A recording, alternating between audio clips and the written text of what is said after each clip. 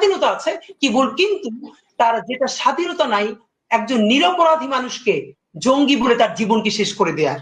তার স্বাধীনতা নাই যে যে অপরাধ করে নাই সেই অপরাধ হিসেবে তাকে ন্যারেটিভ নির্মাণ করে তাকে অপরাধী হিসেবে জীবন ধ্বংস করে দেয়ার। প্রথম আলো কোন নিউজ কাভার করবে কোন নিউজ কাভার করবে এটা নিয়ে আমার কোনো কথা বলার থাকতে পারে না, কারণ এটা তার প্রাইভেট পলিসি, যে তার পলিসি নিজের মতো নির্মাণ করবে। কিন্তু আমার কথা হলো, যে জঙ্গিবাদে সংশ্লিষ্ট ছিল না আপনি তাকে জঙ্গি বলে বলে বলে বলে বলে বলে একটা ঘটনা আজকে বলি, এখানে আমি শেষ করি শুধু একটা। আমাকে গতকালকে শাপলা চত্বরে শহীদ হয়েছেন বুয়েটের শিক্ষার্থী রিহান, তাকে নিয়ে পরশু বুয়েটের সিএসসি ডিপার্টমেন্টে শোক সভা এবং দোয়া মাহফিল হয়েছে, সেখানে আমি ছিলাম। তার বোন এখন নর্থ সাউথের টিচার। আমাকে তার বোন গতকাল রাতে দুটো লিঙ্ক পাঠিয়েছেন প্রথম আলো। সেটা হলো 2013-তে শাপলা চত্বরে যে শহীদ রেহান মারা গেলেন, মানে শহীদ হলেন, তাকে হত্যা করা হলো, সেই সময় প্রথম আলো কি নিউজ করেছে সেই লিঙ্কটা।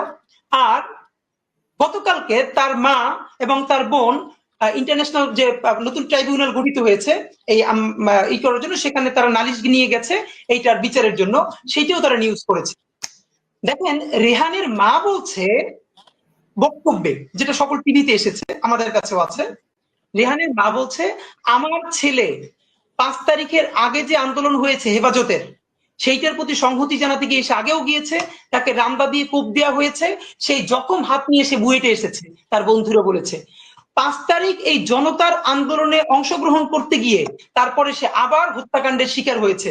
একবারও সে বলে নাই যে আমার ছেলে এই আন্দোলন দেখতে গিয়েছিল, সে অ্যাডভেঞ্চারাস ছিল, সে মারামারি দেখতে গিয়েছিল তারপরে মারা গিয়েছিল। সে বলেছে আমার ছেলে এই আন্দোলনের প্রথম থেকে ছিল, তারপরে সে আবার আন্দোলনে গেছে এবং সে শহীদ হয়েছে। 2013 তারিখের 6 মে প্রথম আলো নিউজ করেছে, যেহেতু এটা বুয়েটের ব্যাপার, এটা যদি লেখে বুয়েটের কেউ আন্দোলনে শরিক হয় তাহলে খুবই এলিটপনা নষ্ট হয়ে যায়, সুশীলপনা শাহবাগীপনা। প্রথম আলো নিউজ করেছে তার মা নাকি বলেছে যে আমার ছেলে খুবই অ্যাডভেঞ্চার প্রিয়, তাই সে সেখানে দেখতে গেছে যে ওখানে মারামারিটা কি হচ্ছে, এরপরে সে গুলি লেগে নিহত হয়েছে। অথচ রেহানের মা সেদিনও বলেছে আমার ছেলে অ্যাডভেঞ্চার প্রিয়, কিন্তু আমার ছেলে সেটা দেখতে চায় না, আমার ছেলে সে আন্দোলনে গেছে এবং সে শহীদ হয়েছে। আপনি ভাবেন তাহলে সেই নেগেটিভ তার মায়ের বক্তব্য যে সে মিথ্যা প্রোট করেছে, সে কি সরি বলেছে, সে কি ক্ষমা চেয়েছে? শুনলেন তো, এই কম বয়সী ছেলেটা কি ক্ল্যারিটি নিয়ে, কি পরিচ্ছন্নতা নিয়ে, কি স্বচ্ছতা নিয়ে কথাগুলো বলতেছিল। আমি জানি বক্তব্যের পরেও আপনারা সুশীলেরা আপনারা এটা বুঝবেন না যে প্রথম আলোর অপরাধটা কি। স্বাধীনতা আছে কিন্তু